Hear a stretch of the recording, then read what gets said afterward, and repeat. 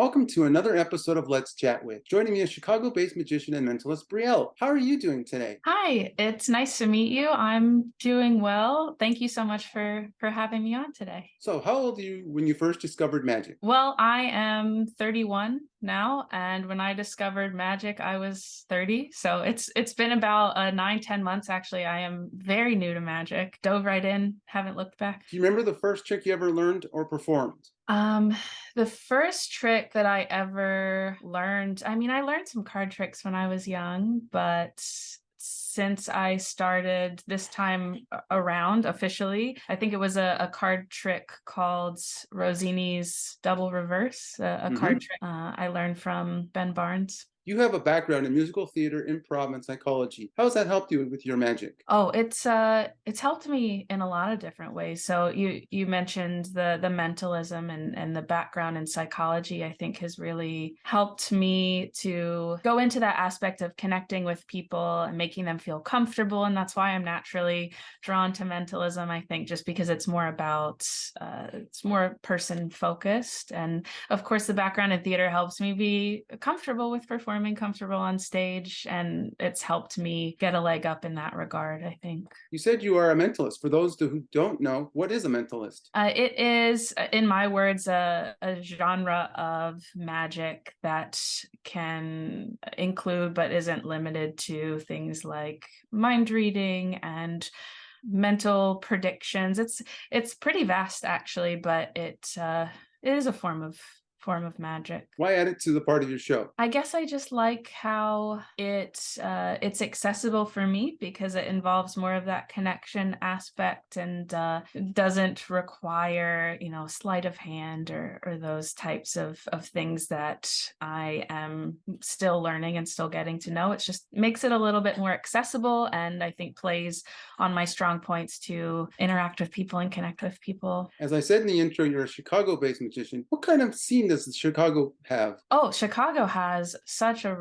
rich history of magic, actually, and there are quite a few venues open, quite a few performers. It attracts magicians of all different kinds from all over the world. I would say it's a very magical city, and then on top of that, people who book magicians for birthdays, and there's bar magic, there's parlor magic, there's stand-up magic. There's a lot going on in Chicago. It's a great place for it. Who do you look up to as magic mentors? I wouldn't say I have a mentor per se. I have a lot of people that have helped me out. I have a lot of people whose magic that I respect, like a lot of different magicians. I like Justin Willman. I like Garrett Thomas. I like Eric Tate, Adam Wilbur, like people of all different styles of magic. There are a lot of people I look up to, but I wouldn't say that I have a mentor per se yet, at least. You got to meet one of my favorite magicians, Matt King. What was that experience like for you? Oh, goodness. Yeah, I watched a show with him at the Magic Lounge, and he has this trick where he spits out goldfish. It was so silly, and it was really cool. It was really cool to watch him. And I actually got a photo with him afterwards, and he was very kind. So, yeah. What did you talk to him about? I didn't really talk to him much, but he said, "Does anyone have a Sharpie?" And I was very excited to hand him a Sharpie so that I would get to talk to him.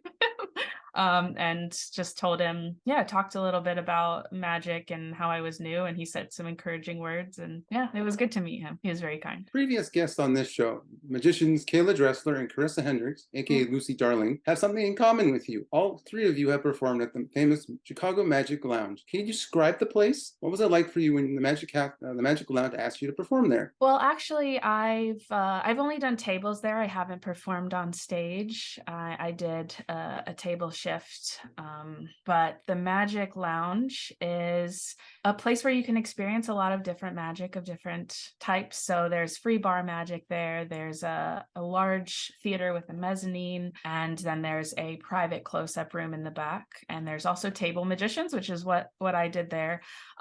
Definitely, I am not on the same level by any means with Kayla or Carissa. They're both phenomenal magicians that have been at it for a lot longer than me, but I respect both of them a lot. Yeah, the Magic Lounge is a great place to see magic. Definitely recommend that to anyone who is near Chicago or traveling through. It's whatever you like. They have that form of magic there. Isn't there a special way you have to get in? Like you have to go through like a Yes. laundry chute? Yes, there is. I won't ruin the surprise. I won't ruin the surprise. But there is a special way to get in to the Magic Lounge itself, and then there's also a special way to get into that theater that I mentioned. But you have to see for yourself. I won't spoil it. What are your future magic goals? Good question. I think this changes on a month to month basis, but currently, the next small goal for myself is I would like to have 3 or 4 places that I do consistently around town monthly, on a monthly basis, just doing either a small parlor show or walk around. Right now, I do have another job and I do stream on Twitch as well. So it's still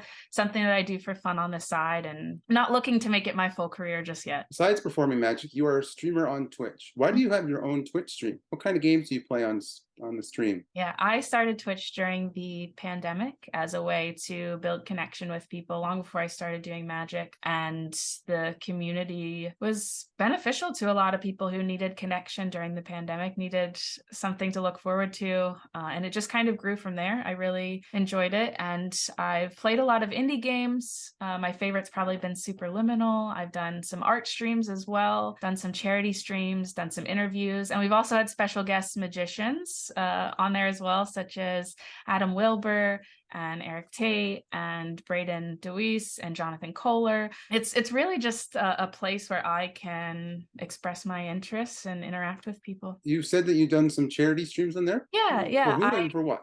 I did a charity stream for a spay and neuter program, and I drew people's pets badly for donations to this charity. We also have another charity stream coming up. I'm going to have some magicians on there to do a magic show, and the people will get to vote on their favorite magician, and the one who wins will get to donate the money to a charity of their choosing. That is once I hit 500 followers, and I think I'm close. I think I'm at about 490 or 480 something. So that'll be something to look out for. Why do you think it's important to do these charity streams on Twitch? I think it's always important to give back to causes that you think are important. Be able to do that with friends and with people I care about is just an added bonus. And yeah, it's just important to give back, in my opinion. Finally, where can people find you online? Instagram, Twitch, TikTok, Twitter, Facebook? Yeah, so my Instagram handle is #Brielle, the word hashtag spelled out. And my Twitch is hashtag spelled out _Brielle. And yeah, those are probably the 2 most known places you can find me. I'm also on TikTok, but it's been a while since I've posted on TikTok. Occasionally magic videos, but usually you can find them on Instagram. Thank you, Brielle, for joining me on this episode of Let's Chat With. Yeah, thank you so much for having me. I really appreciate it, and I'm honored to be the first episode of your new season.